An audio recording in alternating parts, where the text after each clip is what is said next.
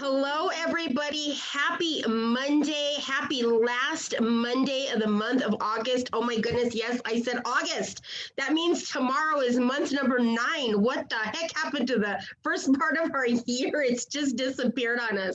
I think we're all in a little bit of shock going, what has happened in the world the last 5 or 6 months? But today we're going to answer that question from some of our friends that are out there making this community work and TikTok every day. They're making their way through the community and making sure that we have resources and opportunities that we need, that you, the community people need. And so we get to spend the next hour learning and hearing from them and everything they have upcoming and all the fun stuff when it comes to the nonprofits that support our community in Albuquerque, and for some of them nationwide and worldwide. So we're pretty excited to have this panel on today.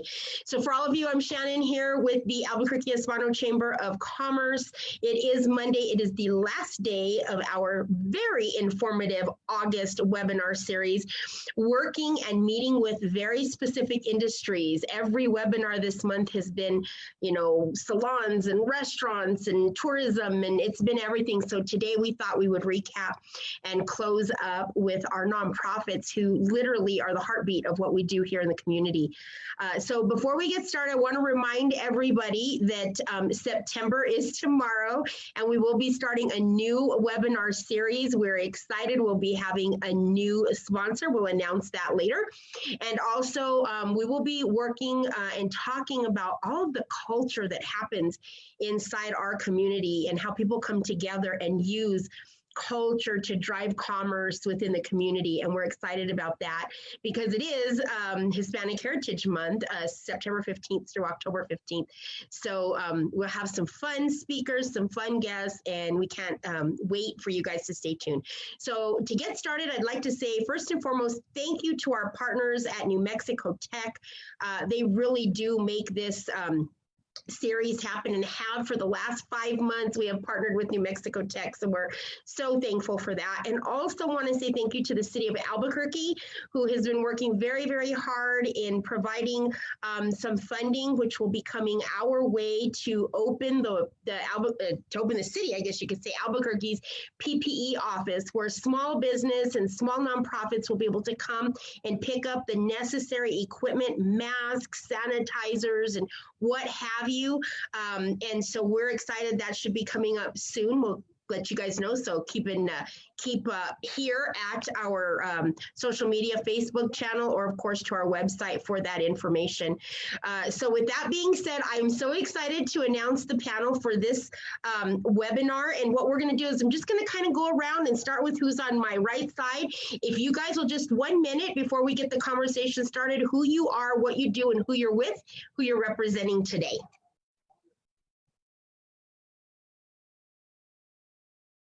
And I'm sorry, we'll start with Teresa.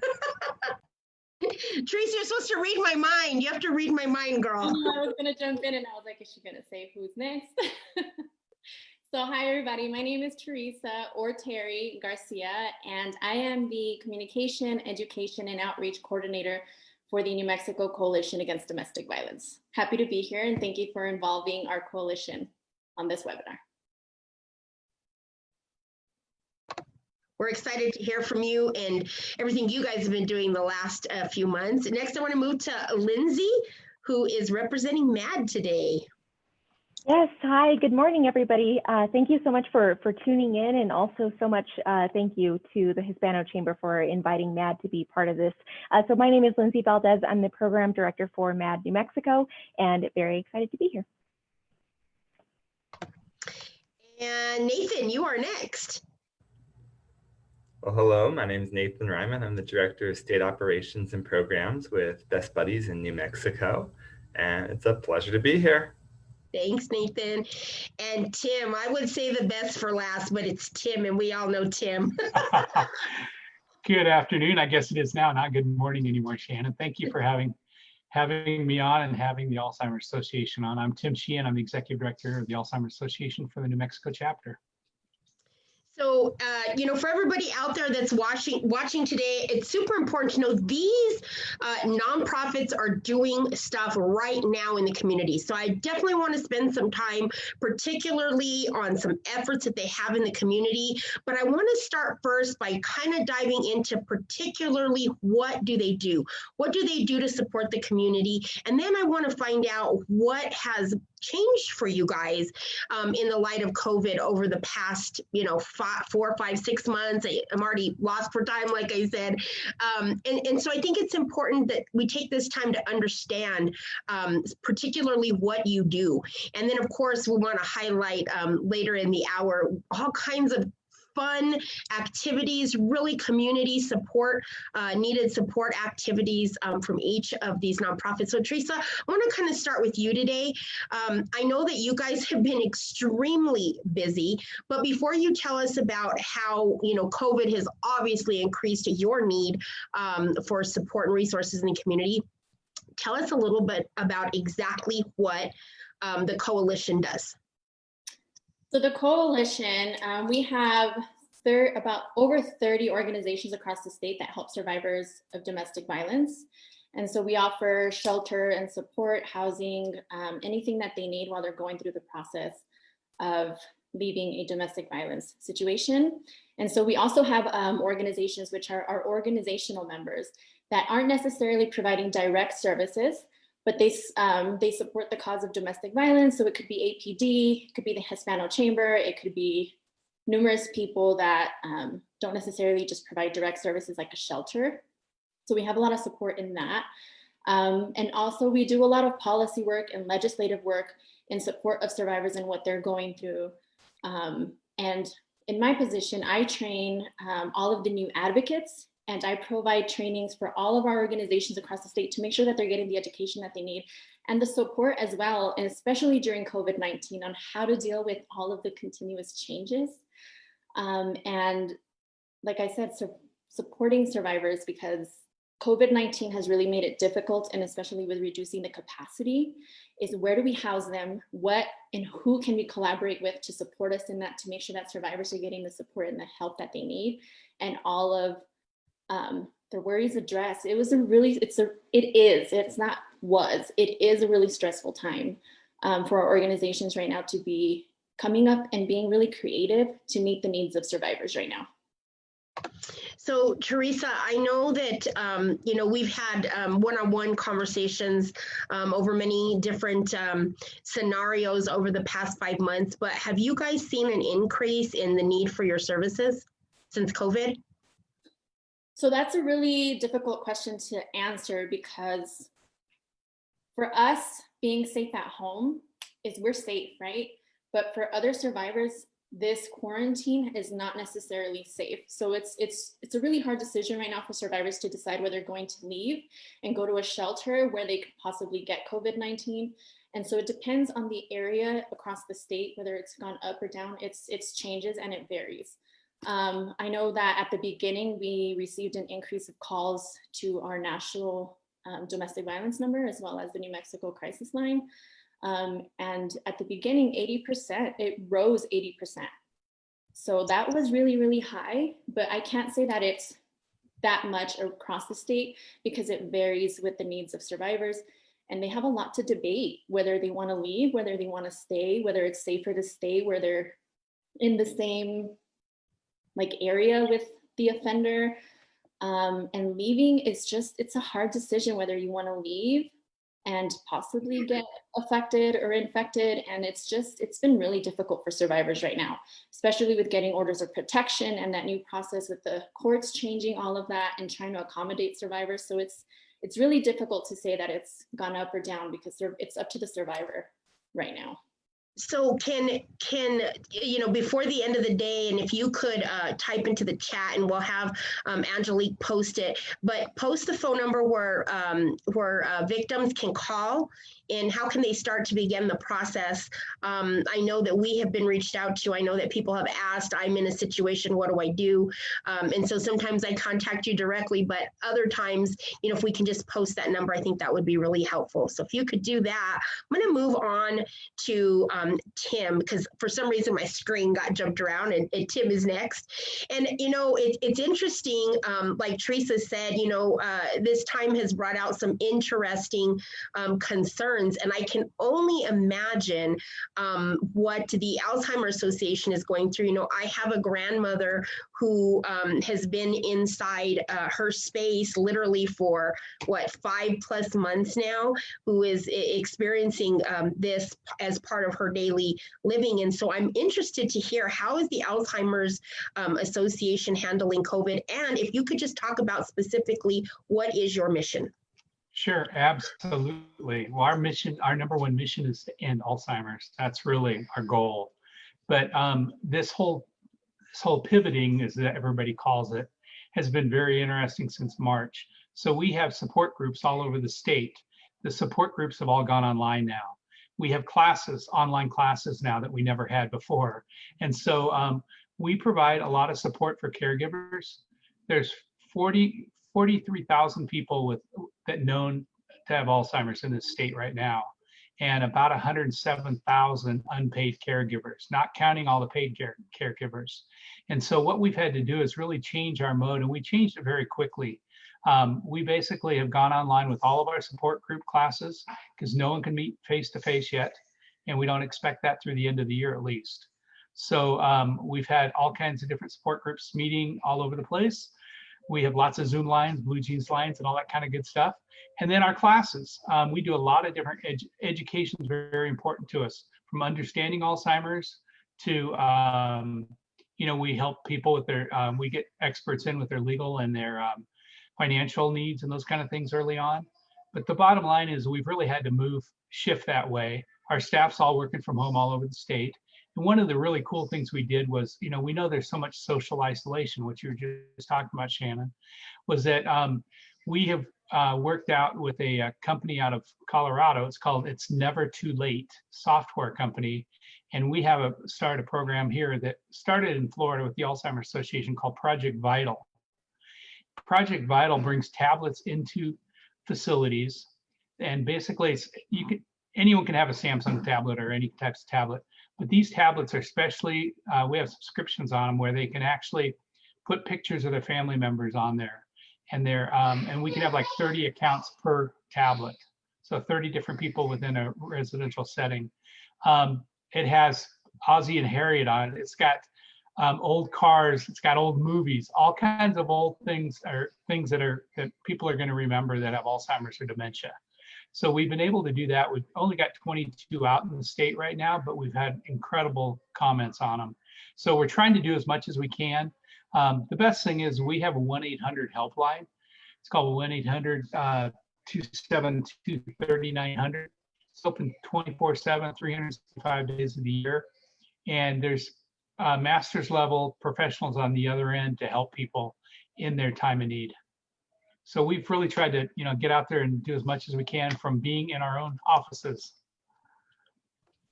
Well, you know, being at home is the new normal for a lot of people that are working, and it's amazing here at the Chamber how efficient we've become, you know, no matter where we're working, which has been, I guess, a positive. But getting back to what Tim was saying, I appreciate that, and what a great idea. I really admire that work that you guys do. It is an incredible amount of work and patience when working with Alzheimer's and Alzheimer's patients. I think it's amazing. And I'm excited to hear what's upcoming for Alzheimer's. I know they have some events in the works, so we're going to come back to Tim. But thank you for posting that in the chat. Angelique's going to post that number up there. That is a 24-hour-a-day hotline for anybody that needs help and support when it comes to Alzheimer's. That is going to get posted here on this in just a few minutes. So next, let's move over to Nathan. Now, Nathan, I'm excited that you're here. Nathan is participating in one of our programs here at the Chamber, so we get to see his smiling face quite a bit. But in the meantime, Nathan, tell us all about Best Buddies and how you guys have been adjusting during COVID.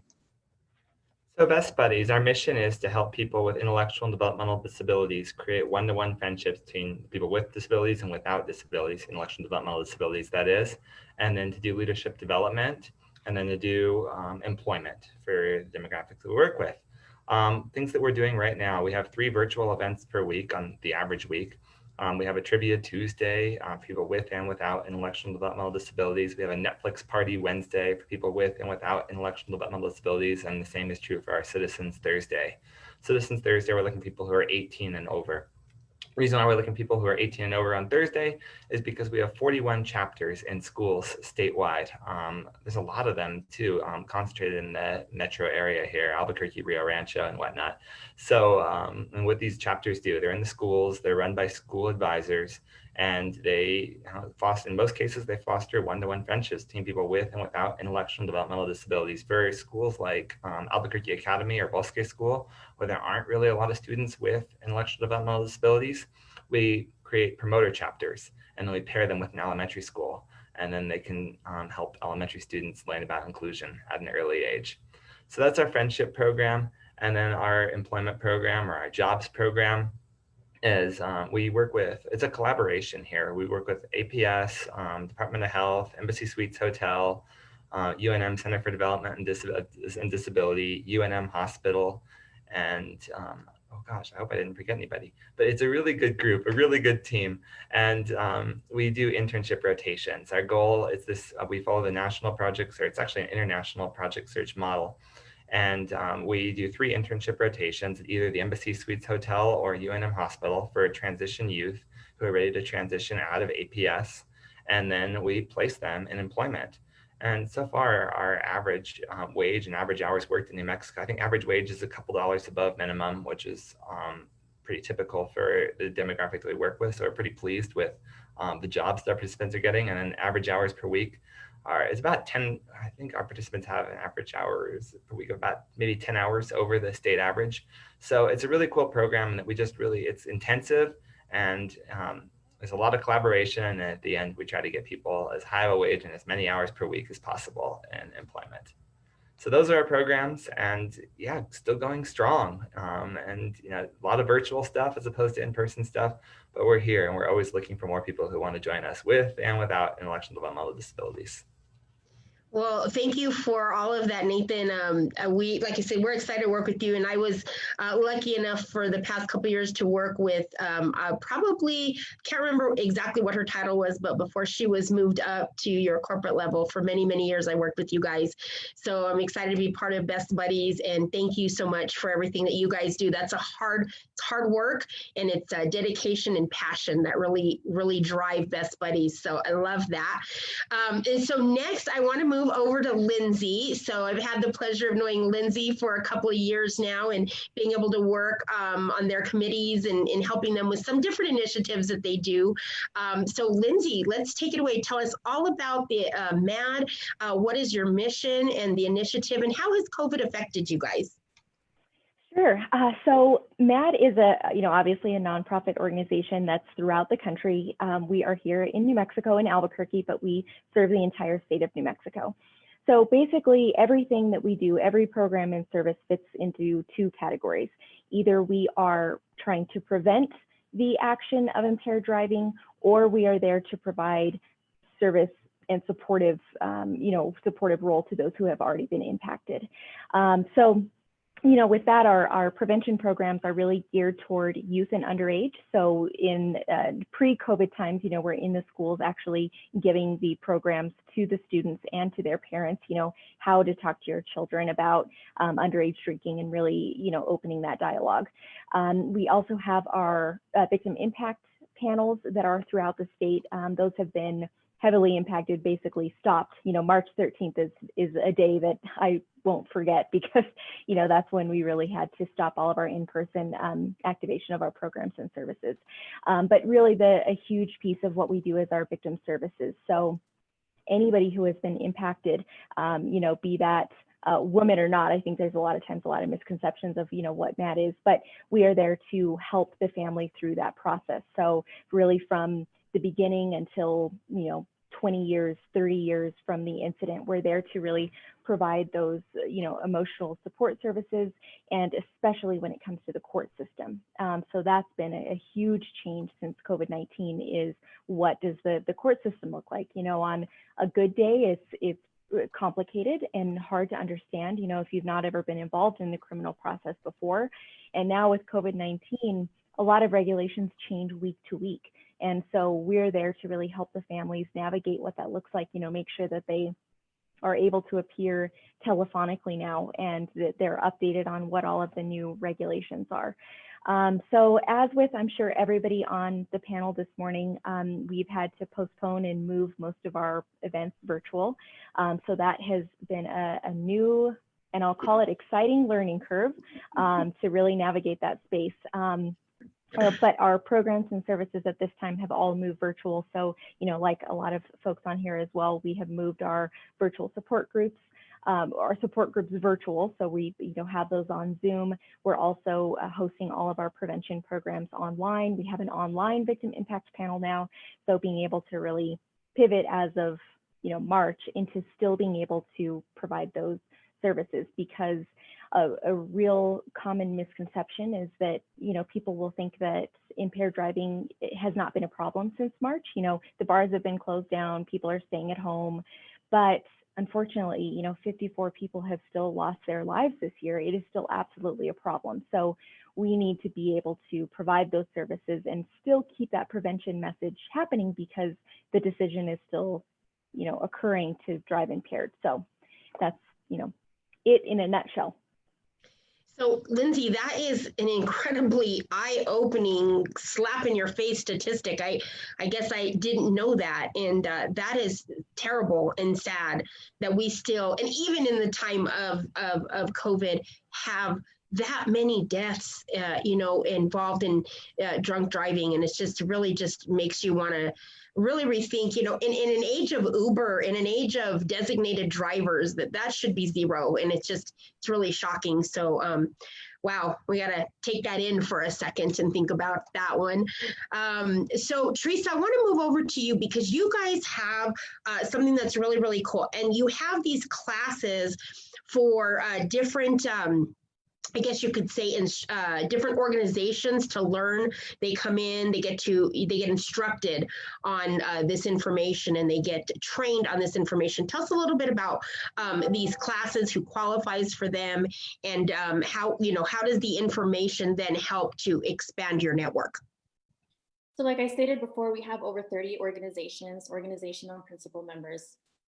So my job that I've taken over recently is to make sure that our organizations are getting the trainings that they need, especially their advocates. So with COVID-19, we have had so many new people come in, and they have to take, which is called the core advocacy exam, the core advocacy training, where they get trained on how to support survivors, confidentiality. They learn so much during that process. And also our trainings that we offer, they are open to the public. Anybody can join, anybody can register for it. We have free trainings every month that you guys can come on. We have Advocacy Cafe, where we have organizations come on and speak about a subject that is important, or what they want to focus on, or an event, or filing orders of protection, funding calls. And we also have a lot of other trainings that support our executive directors on supervision, on we have women's use of force coming up. We have Nurtured Heart training, which is a training that supports advocates and organizations on how to support children who are going through a traumatic experience or have experienced domestic violence.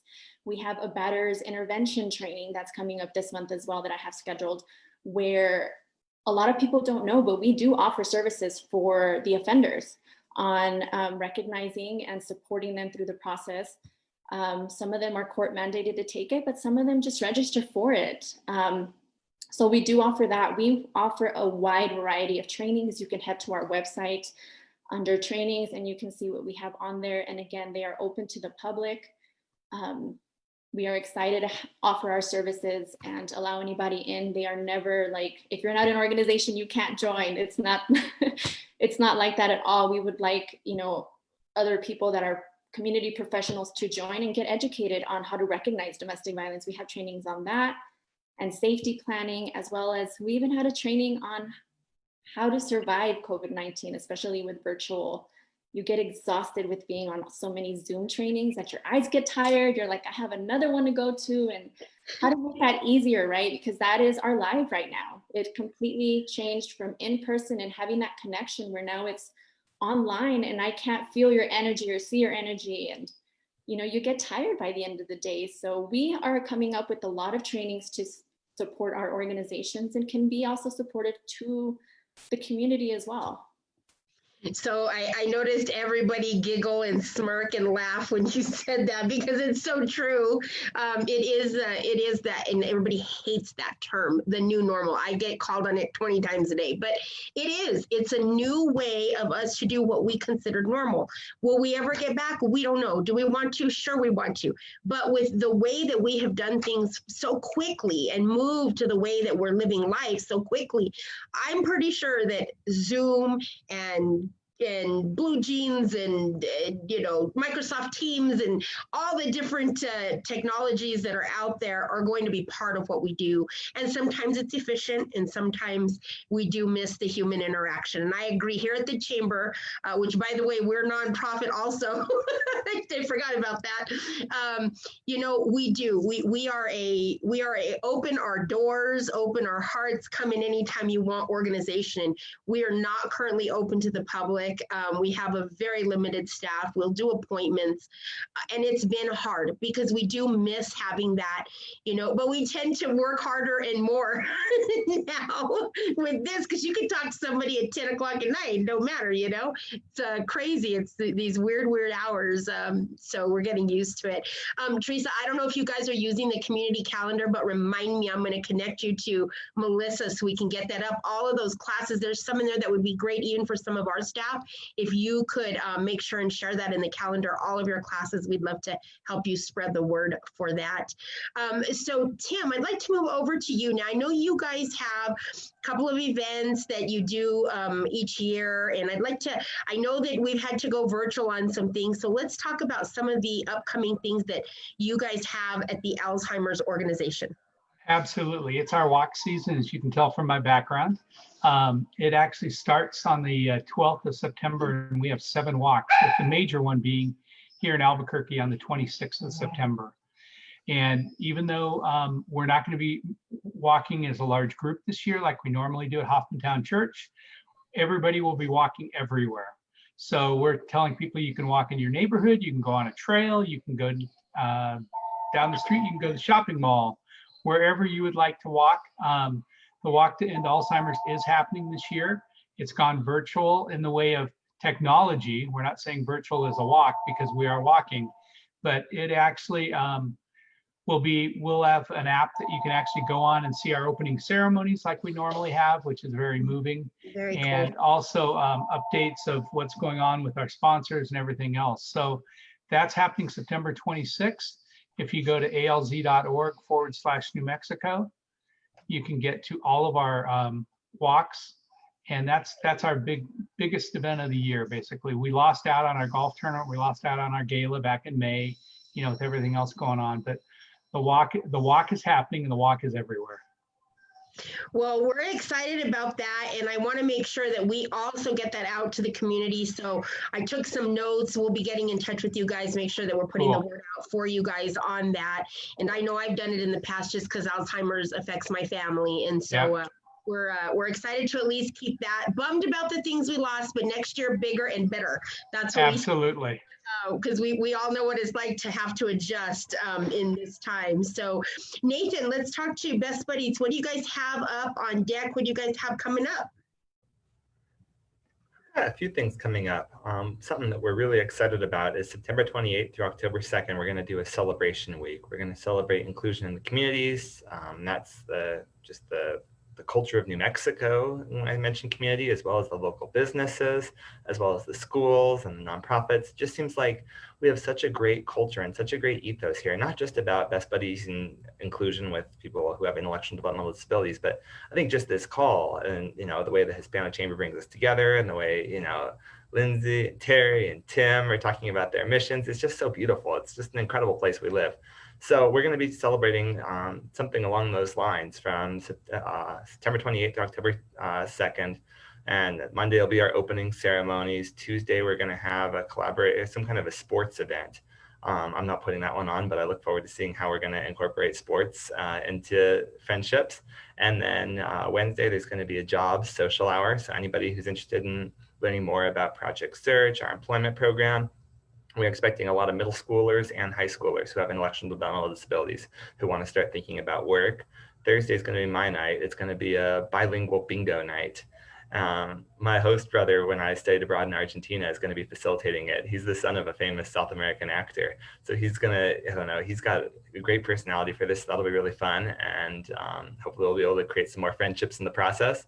And then Friday is going to be our closing ceremony, where we actually are going to have the end of our silent auction, our fundraising activities, as well as our best video footage. And with regard to the video footage, we're going out, Dan Gutierrez, who's a wonderful community man, he is going to be going out to different businesses for us that have worked with us or that are just interested in talking about what inclusion means to them in the workplace. And he's going to be making videos about that, and we'll just bring it all together and really showcase the community. So that's something that's coming up. We're also looking forward to having an ambassador training event later in the year, where we train people who have intellectual developmental disabilities to talk about talk about inclusion and how Best Buddies has changed their lives, or maybe just how, what motivates them, what inspires them. It's really not all about Best Buddies. Our mission or our vision is to put ourselves out of business. So as we strive to put ourselves out of business, it's great just to empower people more and more to share what inclusion means to them and how it all relates back to the community. So Nathan, that's so exciting, and we will talk offline. But let's see about how we can make sure and get you some support on that bilingual bingo night. I'm going to be getting Teresa by the hand and having her join us that night, and we'll get with Paco as well. That's part of our mission when it comes to our bilinguals, and it'd be fun to have them on for a fun night and support that. So we'll follow up separate. But I love it, and again, I'm not sure. I see a few things come through on the community calendar, but want to make sure that all of this is up there now more than ever. It's very interesting. Our website will get somewhere right around 1 million hits a month. And I always tell everybody the biggest hit is our directory and our community calendar. People are going to those to find things. And so let's make sure that these events are posted in there. You never know when somebody's going to go, wait, bilingual bingo, that sounds kind of cool. I want to check into that. And because we're not out and about and we're not living life like we did 5-6 months ago, we're at home looking for activities for the kids and for our friends and for some of our community partners that we do things with. So I'm encouraging you to make sure it's all in the community calendar. So we'll follow up with that, Nathan. And speaking of a nonprofit that wants to go out of business really, really bad, I want to turn it over to Lindsay, because I know that you have so many things in the works and the work that you do is so important. So let's just kind of start talking through what those events are and how they've changed and what can we do. Sure. Well, and I did just smirk a little when Nathan had said that, because that's absolutely what we say. I mean, it would be wonderful. I love my job in the way that we can make a difference and help people, but how wonderful to not have to have this, in our state or our country. But so yes, we have postponed and moved our events virtual this fall. So we're actually really gearing up for a very busy few months. The first one we have coming up September 24th is our Honoring Heroes event. So historically, this has been a banquet dinner type of event, where we're all in one space enjoying and celebrating the award recipients. We still have sent out nominations all throughout the state. So we're trying to find who are the people in communities across New Mexico who really go above and beyond to end drunk driving. It can oftentimes be somewhat thankless, but incredibly important, the work that folks do, whether that's preventionists, first responders, law enforcement, legislators who are really putting in the work, in Santa Fe to really make a difference. So it's our time to be able to honor those people. So instead of the in-person event, we are having a virtual event on Facebook. So that's really the biggest message of all of our virtual events is Facebook is really where we are choosing to do a lot of our promotion, actual, premiering of our events. So that will be a video where we're able to hear from the actual award recipients, hear from our sponsors who help to make MAD's work possible. So that's coming up first. And then just like Tim, we have a virtual walk as well, October 17th. So that is going to be a new event for MAD, as with everybody else moving it virtual, but we are asking folks to still walk on the day of October 17th very similarly and really engage with MAD and each other. I think that that's a huge piece, is really having victims and survivors be able to connect with one another. And even though we aren't on the day of able to, go in the same park and really have that kind of support and camaraderie, we still can do it virtually. So kind of finding what those new avenues are, and some, exciting part of it, and silver lining, if you will, is we're able to engage the entire state now. Historically, we've only had the one walk here in Albuquerque in the metro. Well, we know that impaired driving affects every community in New Mexico. So this is going to really increase the outreach and, allow the whole state to get together in this way. So those are the big events we have coming on. Really, as a result of COVID-19 and, the financial impact that I'm sure we all have felt, and organizational changes that have happened because of that, we launched a Save the Services campaign. So it was a way for us to kind of, communicate and highlight the work that we do here in New Mexico and really the need for it to stay. So we just have actually rounding out that campaign the end of August. But, the more we can communicate about the work that we do, I know I've so enjoyed hearing about everybody else's organization, and the more that we can raise awareness of all of the good work that happens in our community, so that the people who need it know about it. I know that's a huge goal of all of ours, is to, if somebody's been impaired or affected by impaired driving, or, has Alzheimer's connection or domestic violence, or, a community inclusive type of piece, that they know about our organization. So that's a really big piece, is trying to promote all of, what MAD does in our state. So, well, first and foremost, Lindsay, you are right. I think it's really important. We're excited. We have a community outreach committee here. And as part of that committee, one of the things is awareness. What are all of our nonprofits? How do they work together? How do they come together to create cohesion and create support inside the community? And so that's something that we've done for years here with the Albuquerque Hispano Chamber, because it is about awareness. It's about understanding what does the New Mexico Coalition Against Domestic Violence do? What do they do? What does that mean? I think for a while, so I use that as an example because you think, oh, it's DV, and right away, we go to shelters and we go to, no, they're a coalition. They bring this resources together for people. So it's like a first stop. It's like, I have questions about DV, I go here, and then they'll help you out with all of the other stuff. What does Best Buddies do? I mean, there's sometimes things that people don't understand. And so we really feel strongly about supporting, we're a nonprofit, but we have been so lucky to be able to support the nonprofits, not just through business training, because technically we are businesses and we're running organizations as well, but to also get the word out about what specifically these nonprofits do. And so I really appreciate you saying such, Lindsay, because it's important. What I wanted to say about the, really quick on your virtual walk, how do people get involved? And if you could type that in as well after you talk about it for a second, type it into the chat so I can make sure that Angelique can get that out onto this post as well. Yes, sure. Oh, go ahead. Go ahead. No, go ahead, Lindsay. So our walk website is walklikemad.org/NMWLM, and I'll post that as well. But basically, you can just sign up your walk team, become a team captain, and they are really the people that kind of champion the event forward. So that's how to get involved, and we have a lot of exciting things coming along, and trying to be creative in how we engage. I think people have been participating in virtual events for 5 months. So, how do you entice people to say, okay, but ours is going to be really, really good, and you should, really join in. So I'll be sure to link that as well. Well, the reason I brought it up, I'm going to go to Tim here in a minute to talk about his walk a second, but the reason I bring it up is because you said, how do you get people excited during this time?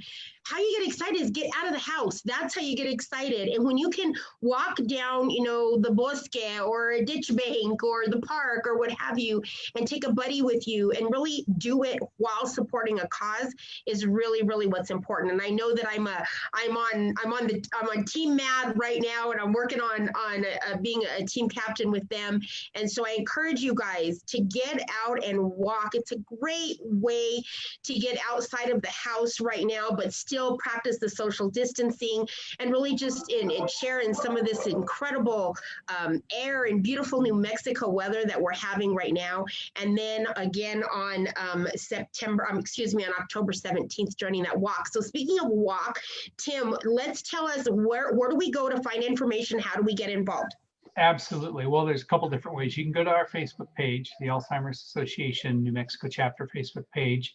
You can also go to alz.org/New Mexico, and you can sign up as an individual. You can sign up as a team. We've got lots of little goodies, incentives going on throughout the next few weeks that we're passing along to people. And the key is that really, our walk helps our research to find the cure for Alzheimer's. Last year nationally, we raised $167 million and gave it out in research funding. So that's what it really is all about. So you can go to our website, or you can call 505-404, 505, I'm going to give you my own number, 505-266-4473 is our main line. The Alzheimer's Association. I was just going to give you my direct line, that's all. No big deal. So anyway, and they can call up and they can learn how to sign up a team, but Alfredo is our walk director for Albuquerque, or Central New Mexico, we're calling it now, and he'll be glad to sign you up. So we expect a lot of people, big turnout. It's a tough time out there, but you're right. Get outside, breathe the fresh air, and enjoy it, and do it for a good cause for all these organizations. It was interesting to listen to all of you, to think about all four of us we're all in the same business of getting out of business. Where I used to be in some other nonprofits, and we were there for the kids all the time and this and that, but it's all four of us that right now are we'd love to find the cure, find the right ingredients for all of us to be out of business, which is awesome. Well, and I just love that the community has embraced all four of these nonprofits and these leaders in the community to really, really help not just accomplish their missions, but go above and beyond. And someday, hopefully, drunk driving will be a thing of the past. And hopefully we'll learn enough about domestic violence to be able to not have to have a 24-hour resource hotline for survivors. It's just something that we all hope for. And so I just want to reiterate before we get to our closing statements that on September 26th, you can walk with us, Walk to End Alzheimer's with Tim and team, if you will. And the information's up for you to get so that you can, I think it's posted, so that you can learn how to get involved. And then on October 17th, well, September 24th is the Honoring Heroes event, but for walking and getting out and creating a team, the virtual walk, if you will, with MAD on October 17th, same thing. So get on to our page, get onto their page. If you guys need any information on any of these nonprofits, reach out to me or reach out to us here at the Chamber. We're so happy to connect you if you are not able to connect directly yourself. So with that being said, I want to start kind of closing up. We're getting towards the end of the hour. Things move so fast when you're having great conversation, unfortunately. But this time I'm going to start with Lindsay, and we're going to move over. Lindsay, just share with us and the public, what is it that you want us to know about MAD moving forward? What do you see in the future? And tell us about how, just for you personally, how has COVID been an eye opener for you? What is something that you're now going to put into practice to help you better in the position you are with MAD? The biggest thing, that I really would like everybody to know, when we get the opportunity to talk about MAD in a forum like this, is that MAD is here to serve New Mexico, a free of charge, that if anybody has been impacted directly, indirectly, to just give us a call. We have our Facebook page now. Connect that way. I mean, we can text, call, now come in socially distanced. So that's a really big piece, is that MAD New Mexico is absolutely here to serve New Mexico. COVID-19 has impacted us all, personally, professionally, in many ways. I think a piece now that has been a big learning lesson for me is just the value of relationships. In our normal day-to-day, we are able to go out into the community and meet. We're able to, Shannon, have our committee meetings in person in our conference room. And so just the value of relationships. And even though it's having to happen on the phone or FaceTime, is just really the importance of keeping that in the community and, with the people that we serve. Absolutely. Great. Thank you, Lindsay. And you're right. Boy, we all miss that so much. I'm lucky to see certain people more often than others, but boy, I sure miss getting out and seeing the committee in person. And that's okay. It's right now, but things are going to change, and hopefully we'll all be around each other soon. So we're looking forward to that. Nathan, what about you? Tell us how you want us to see what's coming up with Best Buddies. What can we expect? And what is something that you've learned during COVID that is really going to help you propel forward with Best Buddies? Looking at what I've learned, it's just so beautiful. It's just that we're all people. We all have hearts, we all have love, and we just enjoy sharing it with each other. And, I guess something else I've learned is, it's one thing to, look for love or actively seek out, love if you have a perception that you need it. But I think the best way to love yourself is really just to love others. And connecting in friendships is a great way to do that, or just celebrating inclusion is another great way to do that. I want to just give a shout out to the Society for Human Resource Management, PNM, United Way, TJ Maxx or TJX Brands, Embassy Suites, UNM Hospitals, Santa Ana Star Casino, Hispano Chamber of Commerce. The list goes on, but there's so many people who have already bought into this mission and who are already with us. And we're just looking for more people who really want to come together to celebrate inclusion. There's the celebration week coming up, and we're always looking. Please feel free to reach out to us. You can look up our contact information on our website, but or I can put it in the chat as well.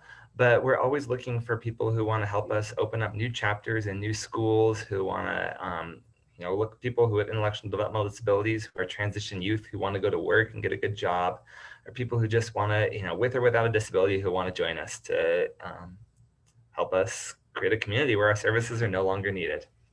Well, I tell you what, Nathan, you always put a smile on my face, and I'm positive you put a smile on everybody else's face. You're such a kind soul, and we just beam when you speak. And so we know Best Buddies made a great decision with you, but we're excited to have you as part of our chamber family. And we love everybody you shouted out, all chamber members, all chamber families. So we're super excited, and we're happy that they support you and Best Buddies and your cause as well. So Tim, what can you tell us about what you've learned? Because I know you got a lot. You're the executive director. You got a whole lot going on. Never a dull moment. First of all, I want everybody to know that all the services we provide are free. So we have no fee, no charges at all. And we're out there to support people. The biggest thing that I'm most frustrated, I find out sometimes, is where were you 2 years ago when I needed you? People come to us and that kind of stuff. And so we're out there to support anyone with dementia and the Alzheimer's, just so people know the difference. There's a lot of questions. What's dementia? What's Alzheimer's? Dementia is like the umbrella of several different factors. Alzheimer's 70% of dementia. So there's several others, Lewy body and several others in there. But the key is that, they come to us, they learn from us, they get lots of information from us. They really support them, because with all these unpaid caregivers we have in the state, we're here for them. And right now with the social isolation, everything else, it is so frustrating. Our advocacy department basically works with the state to see, hey, how can we open these doors? How can we get everybody tested and that kind of stuff so people can go see people? The research works, all these different pieces of us. But I think in the COVID thing, the whole thing is we've learned that when we had to move all of our classes online, I think, someday we will have face-to-face classes again, but I think we'll still have online classes too, because we serve the state. We have 5 offices in the state, but there's a lot of rural communities that can't get to us. And so they'll still be able to get to us through the online programs. But we're here for them. That's the important thing. Call us anytime you want.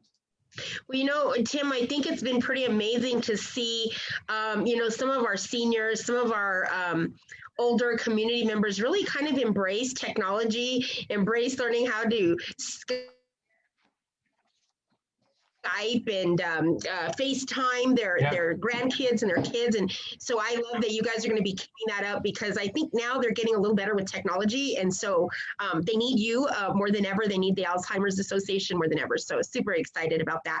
Teresa, same question. What have you learned, and because I know I talk to you on a regular basis. I know you've learned a lot. You got kids in school right now, but what have you learned that's going to help you better with the coalition? Well, I do have 2 little boys. So with saying that, I think that it has definitely humanized the workplace now, because my kids would be running right, if they were with me this week, they're with their father, but, they would be like, Mom, I need help with getting, signed on, or what's my next class, or things like that. So it's having patience and seeing that people are human, right? That they have lives that they live while being at home. But something that I do want to put out there for those in our community is that, like I stated before, you may be safe in your home. It is your safe place. I am in my haven. I love my house. But there's some people that being at home is not the safest place. It is not their haven. Them going to work, the children going to school, that was their haven. So I ask that if you are out in the public getting your groceries, or out in your front yard and you hear something, that you see something, please speak up and have the courage to call and make sure that, ask the person if they're okay, or call 911. Definitely support our community that way, because we don't ever know what people are going through behind closed doors. So I just wanted to put that out there, and letting survivors know, if they are watching this webinar, that you are not alone. You can call the 1-800 number on our website.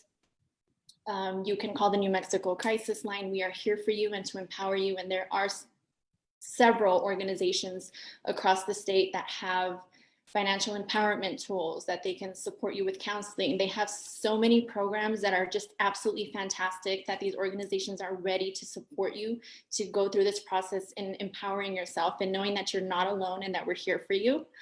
Something else that I've learned is, much like you guys, switching from in-person to training online. I have recently taken over the trainings, and so trying to make it to where it's impactful and it's addressing, the concerns and organizations in our community and supporting them in that aspect, and just being creative.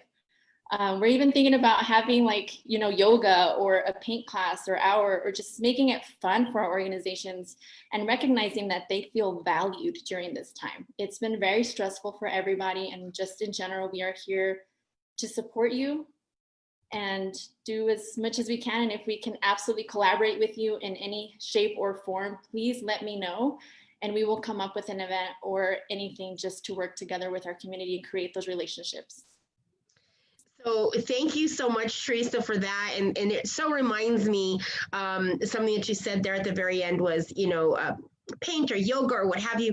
And that is the one thing at the Hispano Chamber that we've always done, is we've had fun. We really pull together, whether it's for a networking event or some sort of a fundraiser of some sort, but it's really about collaboration and bringing people together and working together in these teams. And we miss that so much. And because of that, our September webinars are going to be a lot of fun. It's really going to be about culture and how it affects our commerce and what we do inside that builds our community. community.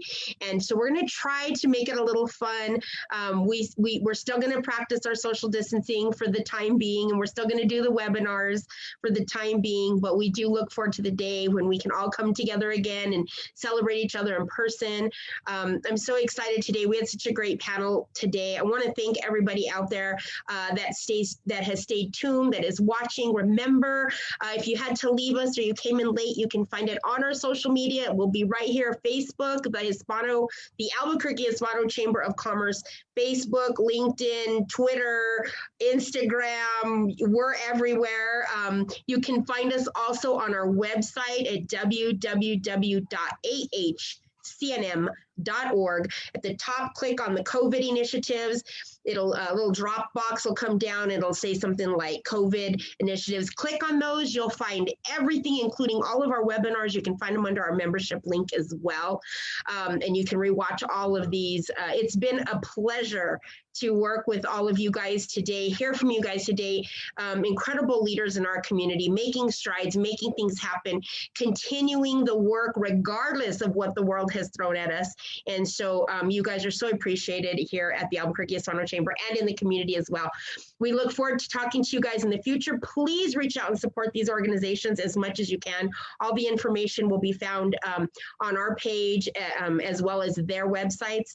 So I challenge you all to get involved in the community, make us better, make us stronger, and help us rebuild. And we look forward to seeing you guys next month, which is really tomorrow, for our new webinar series. Everybody have a great week. Happy Monday. We will see you all later. Bye-bye, everybody.